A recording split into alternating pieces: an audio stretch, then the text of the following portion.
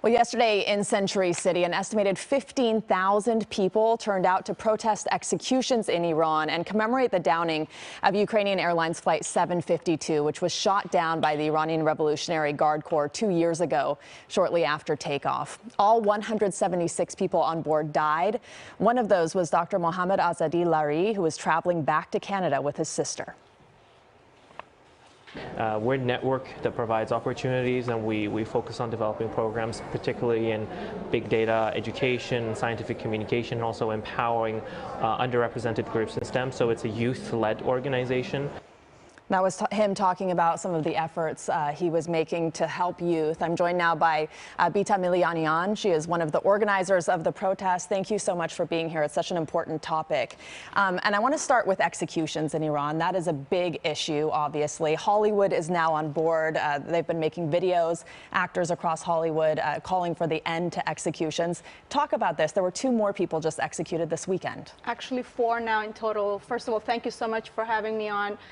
This is, as you know, 4th month into this movement of a 44 years of oppression by the Islamic regime. So when you said the word execution, I get goosebumps every single time. And it reminds me and everybody who was there yesterday and around the world in memorializing the downing of Flight 752 and why we need to keep continuing to be their voice, just like Hollywood has been and so many other public figures and leaders around the world. And the reason I showed that video, that was actually a relative of mine, the doctor who was shot down on that flight.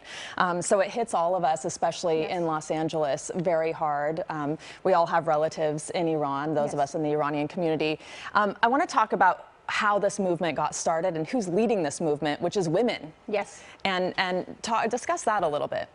Well, the movement started, as many of us know now, because it's been covered, and I'm so glad to see media outlets, especially mainstream media, continuing to cover it. It was 4 months ago, about 4 months ago on September 16, when Mahsa Amini, a 22-year-old visiting from Kurdistan in Tehran, was killed, essentially for wearing her hijab incorrectly. And that was really a trigger point for all that's been going on. And people of Iran are just sick and tired of this oppressive regime that's been going on, pushing them, and just, you know, that was the trigger point. So here we are, 4 months later, over 15,000 have been arrested, over 570 that we know of have been killed, including children. So we want to continue being their voice, amplifying their voice, and this has to end. This has to stop.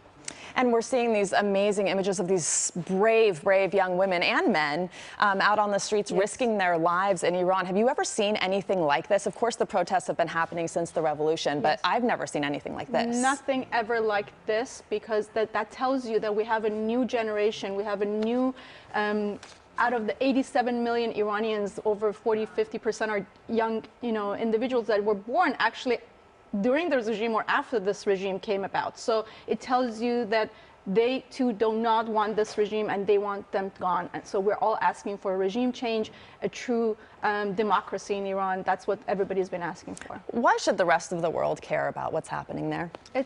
This is a global issue now, Rudabajan. It's not just about Iran. All the things that are happening inside, it impacts also the rest of the world. So that's why the ask is for all the G7 leaders, all the democratic countries around the world to really unite and be behind the people of Iran for this to change, because it's going to impact everybody around the world. And it's not just about hijab. It's about so much more. So that's what we're asking for. And what can people do? They see these images, they sympathize with the cause, but what action can they take? The least they can do is be their voice. If, as you can see, Hollywood is behind people of Iran. If we can continue amplifying so we can get the attention of the politicians and leaders of the world, that they see it's not just the people of Iran, rather the global community is asking for this change. It's the minimal that we can do. And we're asking everybody to write to their local government representatives, to global leaders, to President Biden. There's letters prepared. It's so easy to do. So we're just asking everybody to continue being their voice and be with us in this fight. Well, thank you so much for coming in early today after that big protest yesterday that you helped organize. We appreciate having you. Thank you so much.